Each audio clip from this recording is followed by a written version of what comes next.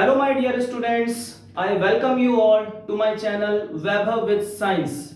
Yes, my name is Vaibhav and हम यहाँ पर आए हैं आपके लिए साइंस पढ़ने और पढ़ाने।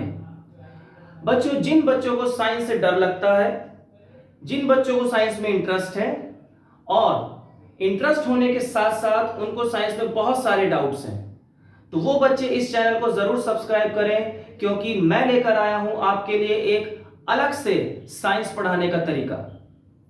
बच्चों, हम यहां पर साइंस क्लास 10th की पढ़ेंगे, पूरी साइंस पढ़ेंगे और क्लास 11th एंड 12th की फिजिक्स पढ़ेंगे।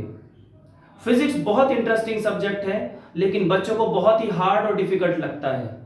शायद उसके बहुत सारे रीजंस हो सकते हैं, शायद उनको एक सही गाइडेंस नहीं मिलती, शायद फिजिक्स से उनके जो कॉन्सेप्ट हैं वो क्लियर नहीं हो पाते। रीजंस कुछ भी हो सकते हैं। वो सारे रीजंस हम यहाँ पर दरकिनार करते हुए बहुत ही अच्छे तरीके से स्टेप बाय स्टेप और बड़ी बारीकी से यहाँ पर फिजिक्स और 10th क्लास की साइंस पढ़ने वाले हैं। तो बच्चों, चलिए इस चैनल का जो फर्स्ट चैप्टर हम आज लेंगे वो है चैप्टर नंबर 10, लाइट।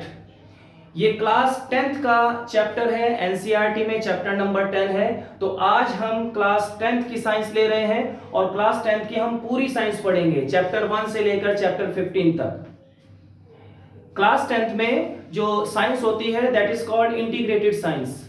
उसमें फिजिक्स, केमिस्ट्री एंड बायो तीनों होते हैं। तो हम क्लास 10th में ये तीनों चीजें पढ़ेंगे, लेकिन क्लास 11 12 का हम सिर्फ फिजिक्स लेंगे। राइट बच्चों, तो चलिए शुरू करते हैं chapter number 10, light. So my students, अगर हम बात करें कि लाइट होती क्या है, ये जो बल्ब ऊपर जल रहा है, क्या ये लाइट है? यस, ये लाइट है। वो जो सन सुबह सुबह निकलता है, क्या वो लाइट देता है? यस ऑफ कोर्स, वो भी लाइट देता है। ये जो स्टार्स होते हैं, क्या वो लाइट देते हैं? यस ऑफ कोर्स, वो लाइट देते हैं। ट्यूब लाइट है, स्ट्रीट लैंप है, CFL है। Yes, all these are the sources of light. But what is light? Question ये है कि लाइट है क्या? नाउ लिसन, अगर हम लाइट को डिफाइन करें, light is a form of energy. ये सबने सुना होगा, बुक में भी पढ़ा होगा और किसी ने पढ़ाया भी होगा। Light is a form of energy which enables us to see anything clearly and properly. कोई भी चीज को देखने के लिए हमें लाइट की जरूरत पड़ती है। इस रूम की अगर लाइट बंद हो जाए तो मैं आपको दिखाई नहीं दूंगा, है ना? लेकिन लाइट के चलते, लाइट की वजह से हम सब कुछ देख सकते हैं। तो हम कैसे डिफाइन करेंगे लाइट को? It is a form of energy that enables us to see anything। किसी भी चीज को देखने के लिए ये एनर्जी काम आती है। ये एनर्जी मतलब ये जो लाइट है हमारी आंखों में जाएगी, हमारे रेटिना के अंदर जो सेल्स होते हैं उनको एक्टिवेट करेगी और फिर सिग्नल पहुंचेगा हमारे ब्रेन तक। ब्रेन उस सिग्नल को इंटरप्रेट करेगा, उसको समझेगा और फिर उस ऑब्जेक्ट की इमेज बनाकर फिर हमें दिखाएगा। ये प्रोसेस होता है किसी भी चीज को देखने का। और वो हम क्यों देख पा रहे हैं? Due to the presence of this energy which is called light. So जरूरी नहीं है कि लाइट एक ऐसी एनर्जी है जिससे कि हम सिर्फ देख पाते हैं, क्योंकि हमें पता है कि energy is the ability to do any work. मतलब कि अगर लाइट एनर्जी है तो इसका मतलब इससे कुछ हम काम भी करा सकते हैं। यस, बिल्कुल करा सकते हैं। हम लाइट से मींस जो सनलाइट होती है उससे हम इलेक्ट्रिसिटी भी प्रोड्यूस कर सकते हैं। सुना होगा आपने सोलर एनर्जी, ठीक है? तो सोलर एनर्जी क्या होती है? सोलर एनर्जी से हम इलेक्ट्रिसिटी जनरेट करते हैं, ठीक है? तो हम बहुत सारे काम कर सकते हैं लाइट से। तो लाइट का मतलब क्या है? ये एक ऐसी एनर्जी है जिसकी वजह से हम किसी भी चीज को देख पाते हैं।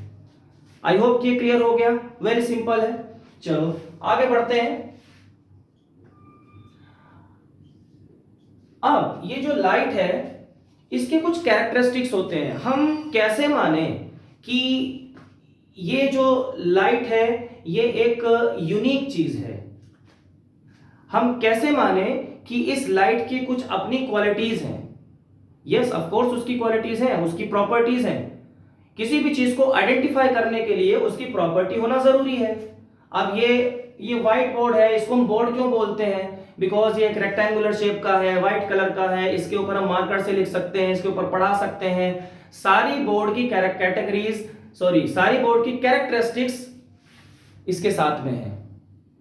तो उसी तरह से कोई भी एक रे आ रही है, हम कैसे मानेंगे कि वो लाइट है? हम कैसे मानेंगे? उसकी कुछ कैरेक्टरिस्टिक्स को हम स्टडी करते हैं, उसकी प्रॉपर्टीज को स्टडी करते हैं, तब जाकर हमें पता चलता है कि यस दिस इज लाइट। आइए देखते हैं। फर्स्ट प्रॉपर्टी, हम पहले प्रॉपर्टीज की बात करते हैं कि लाइट की प्रॉपर्टीज क्या होती हैं। बहुत सारी प्रॉपर्टीज हैं। 10th क्लास में हम 3-4 प्रॉपर्टीज पढ़ेंगे, बाकी properties you will study in 12th class, right, physics में।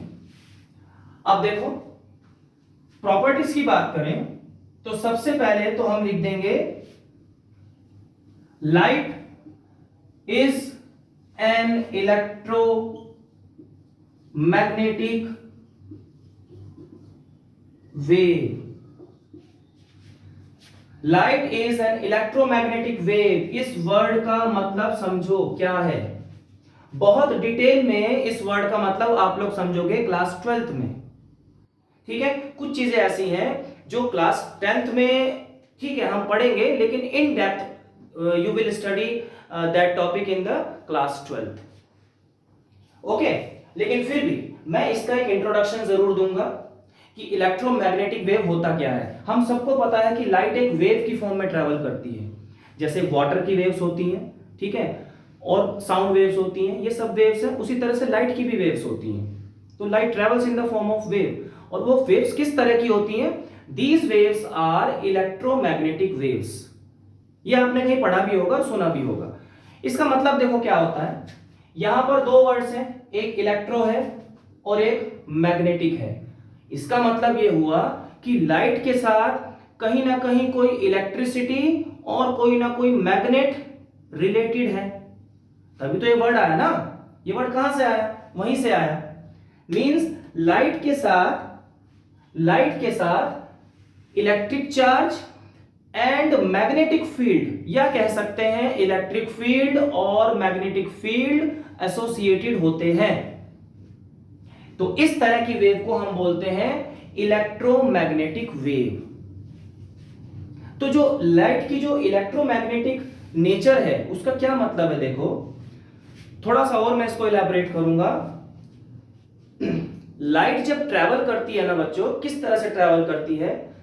जैसे मान लो ये एक इलेक्ट्रिक फील्ड है, ऐसे परपेंडिकुलर इलेक्ट्रिक फील्ड, इसके परपेंडिकुलर ऐसे लाइक दिस, ये दो मार्कर्स के बीच में कितना एंगल है? 90 डिग्री का है। मान लेते हैं ये इलेक्ट्रिक फील्ड है और ये मैग्नेटिक फील्ड है।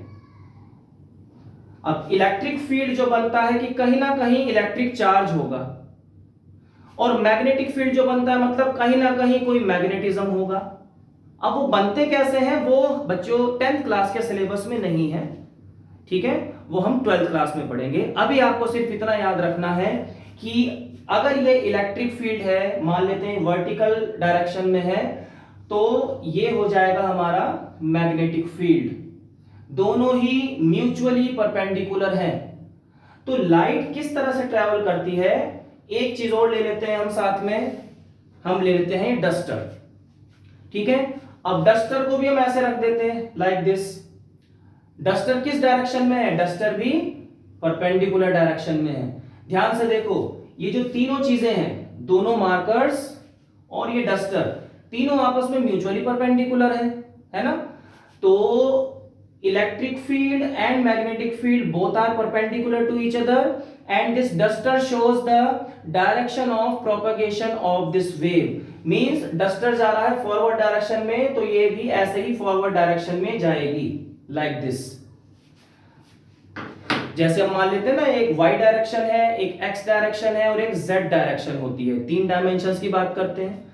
तो उसी तरह से है ये इलेक्ट्रिक फील्ड, ये मैग्नेटिक फील्ड, और जो इनकी डायरेक्शन है ये ऐसे ऐसे प्रोपेगेट करेंगे in forward direction like this. तो this is how light wave travels in a medium और in mediumless condition. Light vacuum में भी ट्रेवल कर सकती है, ऑफ कोर्स बिल्कुल करती है। ठीक है बच्चों, चलो आगे बढ़ते हैं। अब लाइट इलेक्ट्रोमैग्नेटिक वेव है। आई होप कि ये थोड़ा सा आइडिया आपको हो गया होगा कि इलेक्ट्रोमैग्नेटिक वेव होता क्या है। Electromagnetic wave, I again repeat, एक ऐसी वेव है जिसमें इलेक्ट्रिक चार्ज और हम कह सकते हैं इलेक्ट्रिक फील्ड, इलेक्ट्रिक चार्ज की वजह से उसके चारों तरफ एक फील्ड बन जाता है ना, जहां तक उसका इंपैक्ट, जहां तक उसका इफेक्ट हम फील कर सकते हैं, उसे इलेक्ट्रिक फील्ड बोलते हैं। और मैग्नेटिक फील्ड क्या होता है, एक मैग्नेट रखा हुआ है, उसके चारों तरफ एक ऐसा पोर्शन बन जाता है जहां तक उस मैग्नेट का हम इफेक्ट फील कर सकते हैं। उस एरिया से बाहर चले जाएंगे, उस पोर्शन से बाहर चले जाएंगे तो उस मैग्नेट का इफेक्ट फील नहीं होगा, तो उसे बोलते हैं मैग्नेटिक फील्ड। तो electric field and magnetic field दोनों एसोसिएटेड होते हैं, ऐसी वेव को हम बोलते हैं इलेक्ट्रोमैग्नेटिक वेव, राइट। अभी जो इलेक्ट्रोमैग्नेटिक वेव है ये मीडियम में भी ट्रेवल कर सकती है और वैक्यूम में भी ट्रेवल कर सकती है, ये सब हमें पता है। तो हम लिख सकते हैं light can travel in both vacuum and medium. Vacuum में भी ट्रेवल कर सकती है और मीडियम में भी ट्रेवल कर सकती है। फॉर एग्जांपल जैसे सनलाइट है, ऊपर स्पेस से आ रही है, अब स्पेस में तो क्या है, बिल्कुल खाली है, कुछ है ही नहीं, वैक्यूम है, ठीक है। तो वैक्यूम में ट्रेवल करती है सनलाइट, और जब एटमॉस्फेयर में एंटर करती है, दैट मींस एयर में एंटर करती है, तो मीडियम में एंटर कर गई। एयर क्या है, मीडियम है, ठीक है। तो लाइट वाटर में भी ट्रेवल कर सकती है, ग्लास में भी ट्रेवल कर सकती है, बहुत सारे जो ट्रांसपेरेंट मीडियम है लाइट उसमें पास हो जाती है। दैट मीन्स कि लाइट मीडियम में भी ट्रेवल करेगी और वैक्यूम में भी ट्रेवल करेगी। ये इसकी दूसरी प्रॉपर्टी हो गई, ये प्रॉपर्टी तो हम जानते ही हैं, ठीक है बच्चों। चलो नेक्स्ट देखते हैं, speed of light. Speed of light is 3 into 10 to the power 8 metre per second. बहुत स्पीड होती है लाइट की, और आज तक लाइट से तेज कोई भी ऑब्जेक्ट आज तक डिस्कवर नहीं हुआ। साइंटिस्ट लोग अभी खोजने में लगे हुए हैं, बट अभी तक ऐसी कोई चीज नहीं मिली जो लाइट से तेज हो। तो लाइट की स्पीड ये होती है। अब इसमें एक और ऐड कर देते हैं, इन वैक्यूम। इन वैक्यूम मतलब कि वैक्यूम में लाइट की स्पीड इतनी रहेगी, ठीक है। अब अगर लाइट किसी मीडियम में ट्रेवल कर जाए, किसी मीडियम में एंटर कर जाए, तो ऑब्वियसली उसकी स्पीड कम हो जाएगी, उसकी वेलोसिटी कम हो जाएगी। आगे बात करेंगे इसी चैप्टर में, ठीक है, ऐसा क्यों होता है आगे बात करेंगे। तो अभी यह ध्यान रखना है कि लाइट की जो स्पीड होती है वैक्यूम में वो इतनी होती है 3 into 10 to the power 8 metre per second, जो कि बहुत है, ठीक है ना। जब हम वैक्यूम की बात करते हैं तो इसमें हम एयर भी ऐड कर देते हैं। वो इसलिए क्योंकि वैक्यूम में जो स्पीड होती है लाइट की, एयर में भी लगभग उतनी ही रहती है, बहुत ज्यादा डिफरेंस नहीं आता, ठीक है। तो एयर और वैक्यूम में जो लाइट की स्पीड है वो मोर और लेस सेम ही रहती है, बहुत ज्यादा डिफरेंस नहीं आता। तो इसलिए हम दोनों में, वैक्यूम में और एयर में, जो लाइट की स्पीड है वो इतनी ही लेते हैं। ओके बच्चों, चलो आगे बढ़ते हैं। Fourth point, travels. It travels in straight line. ये भी सबको पता होगा, लाइट हमेशा स्ट्रेट लाइन में ही ट्रेवल करती है। वैसे तो तुम्हें कंफ्यूजन होगा कि ऐसे वेव है, तो वेव तो स्ट्रेट नहीं है, वो तो ऐसे ऊपर ऊपर नीचे ऊपर नीचे ऊपर नीचे जा रही है, तो फिर हम क्यों बोलते हैं कि light travels in a straight line. देखो इसको ऐसे समझते हैं हम कोई वेव बनाते हैं ऐसे ऐसे लाइट ट्रेवल कर रही है, मान लो मैंने एक लाइट की वेव बना दी, इलेक्ट्रोमैग्नेटिक वेव बना दी। इसकी बच्चों डायरेक्शन देखो कहां है। डायरेक्शन तो एक पर्टिकुलर डायरेक्शन ही है ना, जैसे एक स्नेक होता है, सांप होता है, ऐसे ऐसे चलता है, वो भी वेव की तरह ही चलता है ऐसे ऐसे, लेकिन जा रहा है सीधा, कहीं लेफ्ट कहीं राइट, कभी फिर ऐसे मुड़ गया, फिर ऐसे मुड़ गया, फिर उधर चला गया, ऐसे नहीं जाता ना। अगर वो ऐसे ऐसे भी जा रहा है तो जा तो सीधा ही रहा है ना, तो इसलिए बोलते हैं light travels in a straight line. इसकी जो डायरेक्शन है वो एक पर्टिकुलर डायरेक्शन है, डायरेक्शन बार बार चेंज नहीं हो रही है। ये जो वेव जा रही है इसकी डायरेक्शन क्या है, ये डायरेक्शन है, भले ही वेव की फॉर्म में हो, लेकिन direction of propagation, direction of travelling वो क्या है, बिल्कुल सीधा है। ये ऐसे नहीं जा रहा है, देखो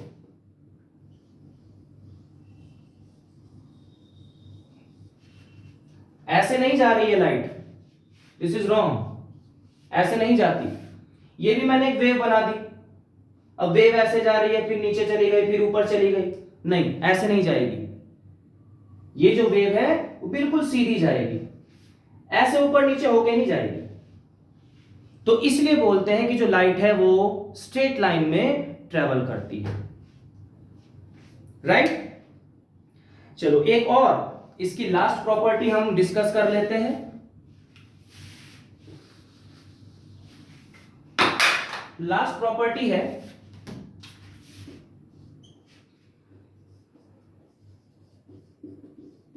it consists of massless particles called photons। Photons का नाम शायद आपने सुना होगा। फोटोन क्या होता है, फोटोन एक मासलेस पार्टिकल होता है, इतना छोटा होता है, इतना छोटा होता है कि उसका कोई मास ही नहीं होता, मासलेस पार्टिकल है, ठीक है। तो उन्हीं मासलेस पार्टिकल से मिलकर कोई भी लाइट बनती है, तो उन मासलेस पार्टिकल्स को हम बोलते हैं फोटॉन्स। क्या बोलते हैं, फोटॉन्स, ठीक है। स्पेलिंग देखो, फोटॉन्स। तो फोटॉन्स का कोई मास नहीं होता। देखो अगर हम मान लो हम कई घंटों तक अगर धूप में खड़े रहे, कई घंटों तक हम धूप में खड़े रहे, ऑफ कोर्स हमें गर्मी लगेगी, लेकिन हमें ऐसा महसूस नहीं होगा कि कोई वेट हमारे सर के ऊपर पड़ रहा है। बोलो कभी ऐसा होता है, हम सनलाइट के नीचे खड़े हो गए, ठीक है, धूप में खड़े हो गए, 4 घंटे 6 घंटे तक खड़े हैं, लेकिन कभी भी हमें ऐसा फील नहीं होता कि हमारे बॉडी के ऊपर, हमारे सर के ऊपर, हमारे कंधों के ऊपर, पूरी बॉडी के ऊपर कोई वेट पड़ रहा हो, कभी भी महसूस नहीं होता। गर्मी लगेगी वो अलग चीज है, वो तो हीट की बात है, वो अलग है, ठीक है, लेकिन ऐसा नहीं लगता कि कोई वेट पड़ रहा हो, ऐसे कोई वजन हमारे ऊपर, बर्डन ऐसा कोई पड़ रहा हो। क्यों नहीं पड़ रहा, क्योंकि जो लाइट रेज ऊपर से आ रही हैं, हमारे सर के ऊपर गिर रही हैं, वो लाइट रेज के पास कोई मास ही नहीं है, उसका कोई वेट ही नहीं है। वो जो पार्टिकल्स है ना, उनका कोई मास नहीं है, इसलिए हमें कुछ फील ही नहीं होता। तो उन्हीं पार्टिकल्स को हम बोलते हैं फोटॉन्स, ठीक है। तो ये 4-5 प्रॉपर्टीज हैं लाइट की। तो जिसके पास ये 5 प्रॉपर्टीज होगी उसको हम बोल देंगे कि भाई ये लाइट है, ये लाइट है। तो these are the 5 properties and you have to learn these properties, ठीक है बच्चों। चलो आगे बढ़ते हैं। नेक्स्ट टॉपिक की बात करते हैं, reflection of light. Reflection of light. Now reflection of light में, रिफ्लेक्शन ऑफ लाइट में आपने ये जूनियर क्लासेस में भी पढ़ा होगा, 7th 8th 9th में तो शायद नहीं पढ़ा, 7th 8th में तो पढ़ा होगा रिफ्लेक्शन क्या होता है। तो ये बड़ा इजी सा है टॉपिक, लेकिन इसमें कुछ चीजें ऐसी हैं जो कॉम्प्लिकेट कर सकती हैं आप लोगों को, जो कंफ्यूज कर सकती हैं। कुछ क्वेश्चंस ऐसे आ जाते हैं, घुमा फिरा के पूछ लेते हैं, ठीक है, तो वो और अच्छे से डिटेल में हम यहां पर डिस्कस कर लेते हैं। देखो, रिफ्लेक्शन ऑफ लाइट सिंपली सबको पता है क्या मतलब होता है। Bouncing back of light from any opaque substance. Opaque surface लिख देते हैं, एनी ओपेक सरफेस। ओपेक का मतलब सब समझते होंगे, 10th क्लास में हो, सबको पता होगा। ओपेक का मतलब क्या है? जिसमें से लाइट पास नहीं हो सकती, उसे ओपेक बोलते हैं।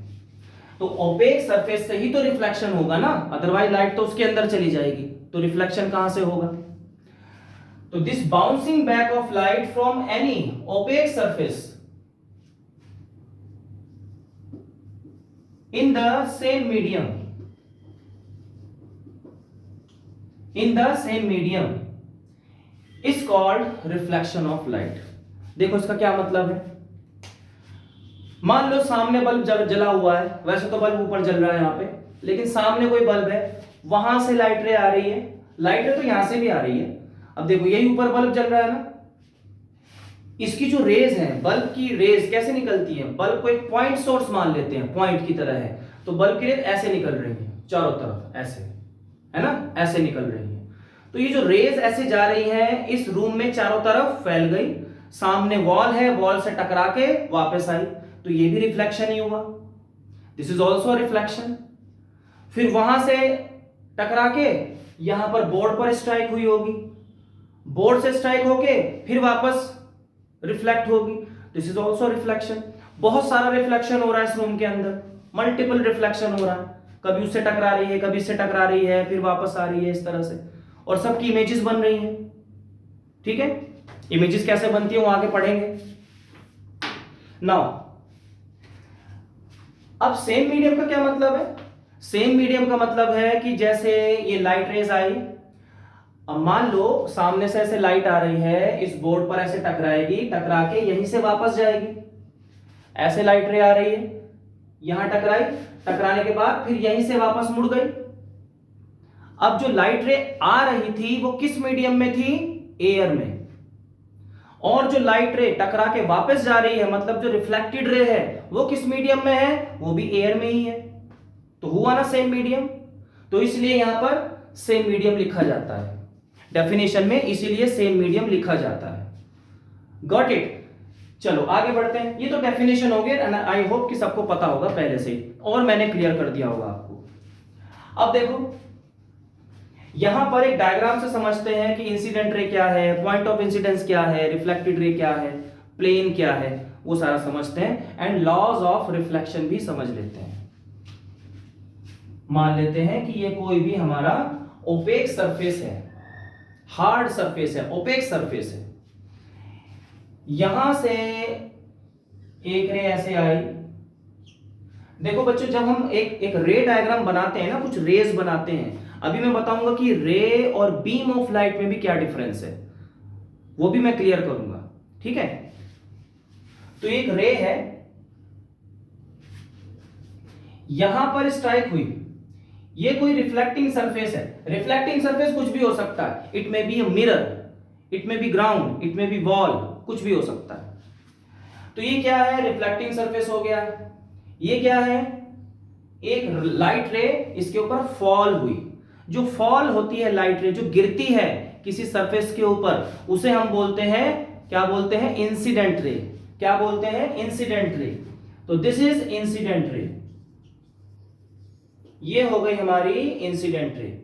ये वाली डायरेक्शन दिखाना जरूरी है कि डायरेक्शन, किस डायरेक्शन में वो रे जा रही है, वो दिखाना जरूरी है। ओके, नाउ अब ये जो लाइट रे है इस पॉइंट पर स्ट्राइक हुई, तो इस पॉइंट को हम बोलेंगे पॉइंट ऑफ इंसिडेंस।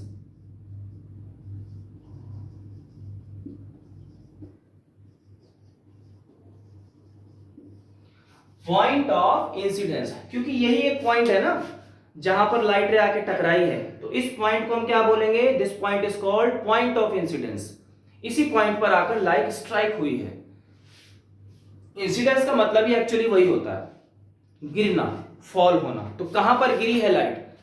बिजली कहां पर गिरी है? बिजली यहां पर गिरी है भाई, इस पॉइंट पर ये गिर गई बिजली, तो इसको हम क्या बोलेंगे? पॉइंट ऑफ इंसिडेंस बोलेंगे, राइट। अब देखो, अब इस पॉइंट पर हम एक ये समझने वाली चीज है, समझो इसको।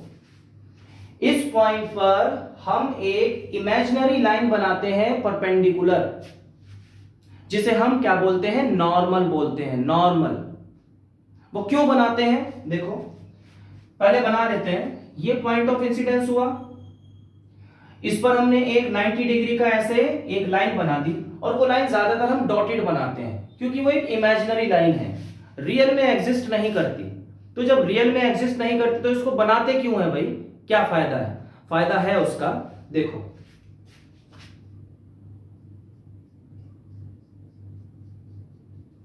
ये हो गया हमारा normal. This imaginary line is called normal. देखो फिजिक्स में या साइंस में जो नॉर्मल का मतलब होता है ना, वो परपेंडिकुलर ही होता है। कहीं पर भी लिखा रहे कि एक नॉर्मल है, नॉर्मल मीन्स परपेंडिकुलर, राइट। तो ये जो नॉर्मल हमने बनाया, परपेंडिकुलर बनाया, ये कहां पर बनाया? At this point, point of incidence पर ही बनेगा, ये ध्यान रखना, कहीं और मत बना देना।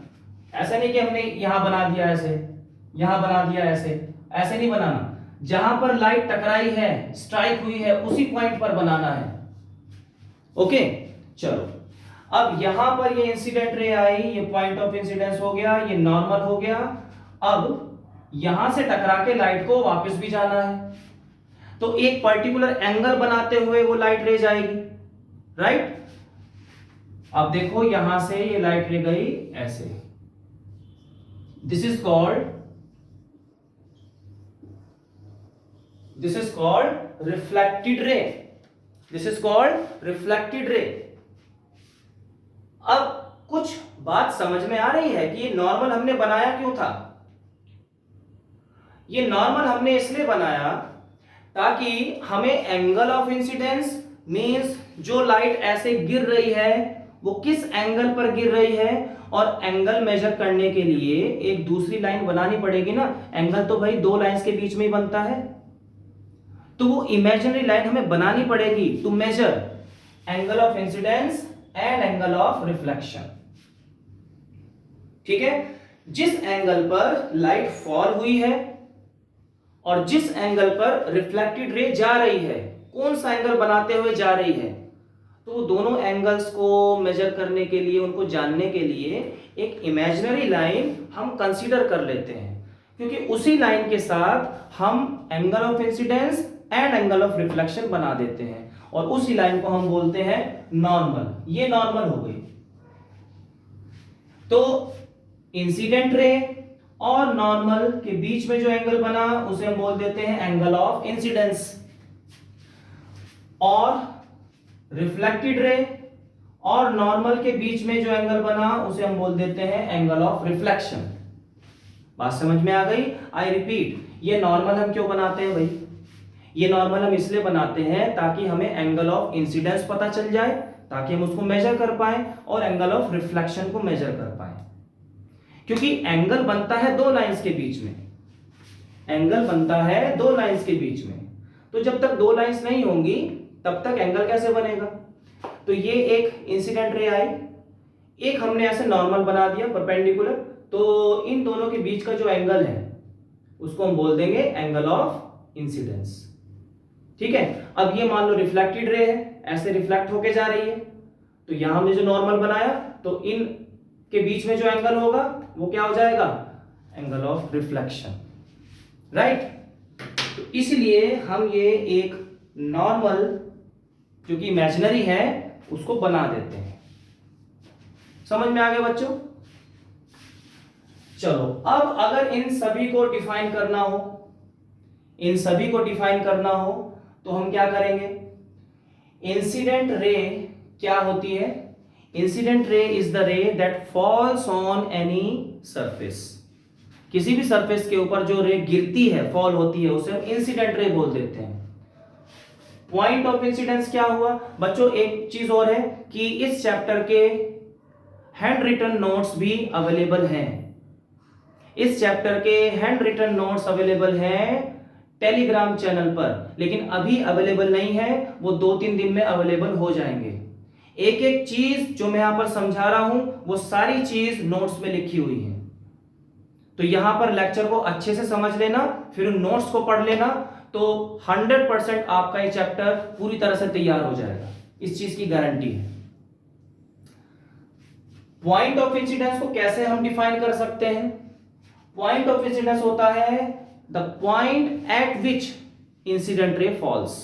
सिंपल है, खुद भी बना सकते हो, इसमें रटने की जरूरत नहीं है। पॉइंट ऑफ इंसिडेंस क्या है? ये पॉइंट है जहां पर इंसिडेंट रे फॉल कर रही है, सीधी सी बात है, बस बात खत्म। रिफ्लेक्टेड रे क्या हो जाएगी? द लाइट रे या the ray of light that bounced back in the same medium. जो रे बाउंस बैक होती है, टकरा के वापस आना, उसी को बाउंस बोलते हैं ना, बाउंस बैक। तो बाउंस बैक जो रे हो रही है सेम मीडियम में, उसे क्या बोलेंगे? रिफ्लेक्टेड रे बोल देंगे। द रे that bounces back after striking the surface in the same medium is called reflected ray. सारी डेफिनेशंस नोट्स में लिखी हुई हैं, डोंट वरी। अब नॉर्मल क्या होगा? नॉर्मल को हम कैसे डिफाइन करेंगे बच्चों? Normal is the imaginary line, ध्यान से सुनो, normal is imaginary line that is drawn perpendicular to the reflecting surface at the point of incidence. Clear हुआ? दोबारा सुन लो। नॉर्मल क्या है? इमेजिनरी लाइन है। It is an imaginary line drawn perpendicular to the reflecting surface. Reflecting surface ये है ना, drawn perpendicular to the reflecting surface, कहां पर? At the point of incidence.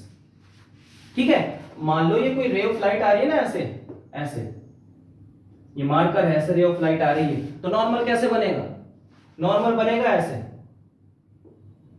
इस बोर्ड के परपेंडिकुलर, क्योंकि बोर्ड क्या हो गया? ये एक रिफ्लेक्टिंग सरफेस हो गया। इस बोर्ड के परपेंडिकुलर क्या होगा? ऐसे होगा। ये क्या है? इंसिडेंट रे है, और ये क्या है? नॉर्मल है। ठीक है, नॉर्मल ऐसे बाहर की तरफ आएगा, परपेंडिकुलर है। चलो तो ये रिफ्लेक्शन के बारे में हो गया, ये आइडिया हो गया आपको। चलो अब इसके लॉज पढ़ लेते हैं। Laws of reflection. Laws of reflection. Reflection के कुछ लॉज भी होते हैं भाई, हर चीज का लॉ होता है। साइंस में हम पढ़ते ही सब कुछ क्या है? साइंस में हम नेचर के लॉज ही तो पढ़ते हैं। साइंस की डेफिनेशन ही ये है, फिजिक्स की डेफिनेशन यही है कि एक ऐसी ब्रांच, एक ऐसी साइंस जिसमें हम नेचर के बारे में पढ़ते हैं, नेचर के फिनोमिना, नेचर के लॉज, वो सब हम साइंस में पढ़ते हैं। तो इसका भी लॉ होगा भैया। क्या होगा? इसका लॉ होगा, पहला लॉ क्या होगा रिफ्लेक्शन का? Very easy, angle of incidence is equal to angle of reflection always. Angle of incidence angle of reflection के इक्वल होगा। जितना ये एंगल होगा उतना ही ये एंगल होगा। ये अगर 45 है, ये भी 45 है, ये अगर 30 है, ये भी 30 है, ये अगर 60 है तो ये भी 60 है। ओके, चलो अब जिस एंगल से लाइट रे ऐसे फॉल कर रही है, उसी एंगल से ये टकरा के वापस जाएगी, उतने ही एंगल से जाएगी। तो यही है, angle of incidence is equal to angle of reflection. Second law क्या है?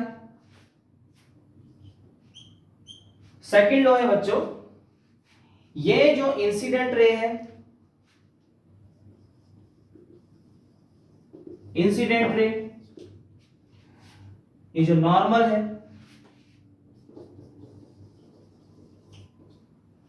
एंड ये जो रिफ्लेक्टेड रे है,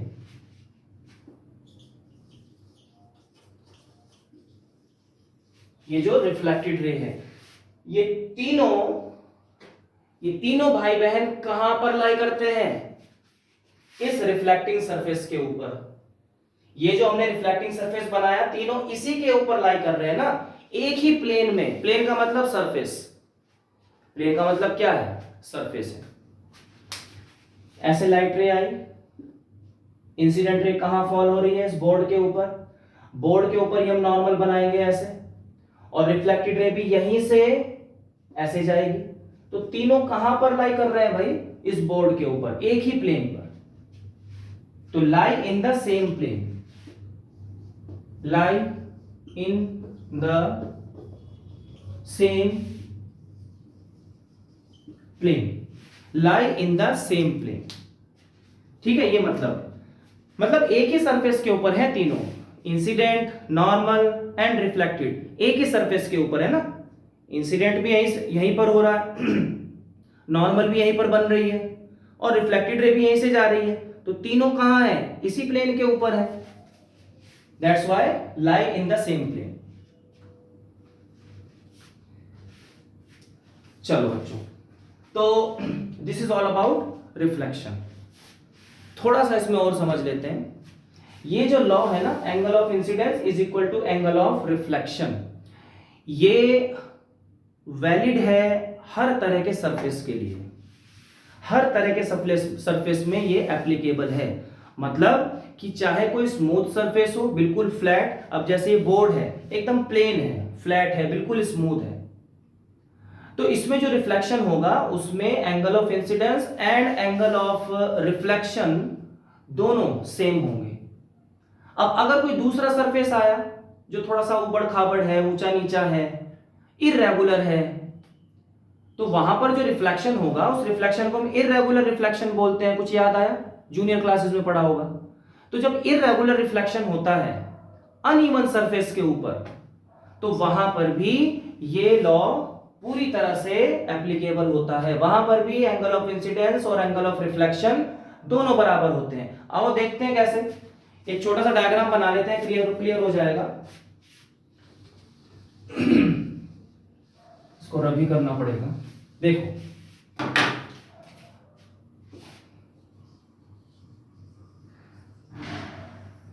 मान लो हमारा कोई सरफेस ऐसा है, अनइवन सरफेस है, ठीक है, ऊंचा नीचा सरफेस है। अब इसके ऊपर लाइट रे फॉल हो रही है, रिफ्लेक्ट होकर भी जाएंगी, तो क्या वहां पर भी इंसिडेंट और रिफ्लेक्टिंग एंगल सेम होगा? यस होगा। देखो कैसे। मान लेते हैं कोई रे ऐसे आई, ऐसे, ये कौन सी रे हो जाएगी? इंसिडेंट रे हो जाएगी। ये फॉल कर रही है ना, ये इंसिडेंट रे हो जाएगी। अब हमें क्या प्रूव करना है, क्या शो करना है कि angle of incidence is equal to angle of reflection. ठीक है, हमें ये प्रूव करना है। तो यहां पर सबसे पहले तो हमें नॉर्मल बनाना पड़ेगा। ठीक है, नॉर्मल बनाते हैं। अब नॉर्मल कहां बनता है? पॉइंट ऑफ इंसिडेंस पर। पॉइंट ऑफ इंसिडेंस कहां है? यहां पर है। ये पॉइंट ऑफ इंसिडेंस है, जहां पर वो रे फॉल हुई वही पॉइंट ऑफ इंसिडेंस है। तो ये पॉइंट ऑफ इंसिडेंस हो गया। यहीं पर नॉर्मल बनाते हैं, ये बन गया नॉर्मल। ठीक है, अब जितना एंगल ये होगा, एंगल ऑफ इंसिडेंस मान लेते हैं, उतना ही एंगल बनाते हुए ये लाइट रे ऐसे जाएगी, लाइक दिस। ओके, एक एग्जांपल और लेते हैं। हो सकता है कि लाइट रे वहां से आ रही हो, ऐसे आ रही हो। लाइट तो कहीं से भी आ सकती है भाई। मान लो लाइट रे ऐसे आ रही है,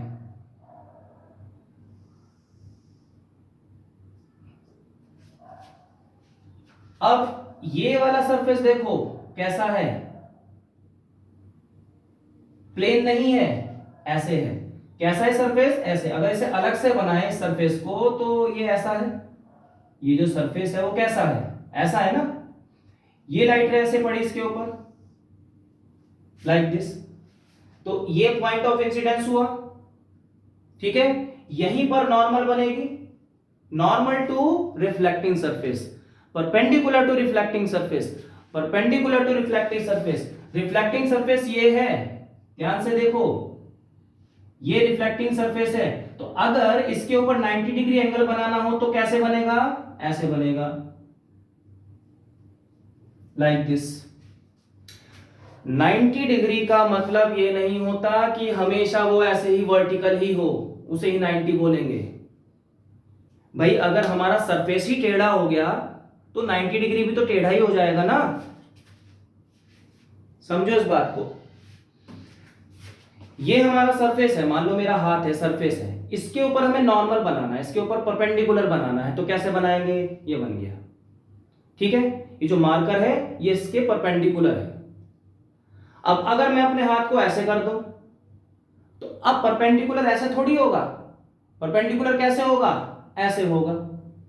अब मेरे हाथ में और मार्कर में 90 डिग्री का एंगल अब बन रहा है, ठीक है। तो मतलब अगर सरफेस टेढ़ा हो जाता है तो उसी के अकॉर्डिंग फिर परपेंडिकुलर बनाया जाता है। अगर मान लो हाथ थोड़ा सा ऐसे स्लांट हो गया, थोड़ा सा टेढ़ा हो गया, तो अब इसका परपेंडिकुलर कैसा होगा, ऐसा होगा, लाइक दिस।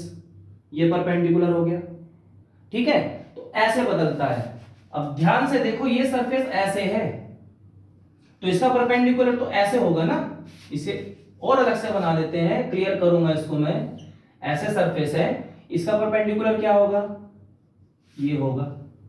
कोई सरफेस ऐसे है, इसका परपेंडिकुलर क्या होगा ये होगा। कोई सरफेस ऐसे है, इसका परपेंडिकुलर क्या होगा, ये होगा, ठीक है। 90 डिग्री एंगल होना चाहिए। तो यहां पर हमने ऐसे ये डॉटेड से नॉर्मल बना दिया, यहां पर बना देते हैं, ये क्या है, पॉइंट ऑफ इंसिडेंस है, ये बन गया नॉर्मल, ठीक है। अब जितना एंगल ये है उतना ही एंगल बनाते हुए यहां से ये ऐसे रिफ्लेक्टेड रे जाएगी और ये एंगल बन जाएगा आर। तो ये दोनों एंगल्स बराबर होंगे, इक्वल होंगे।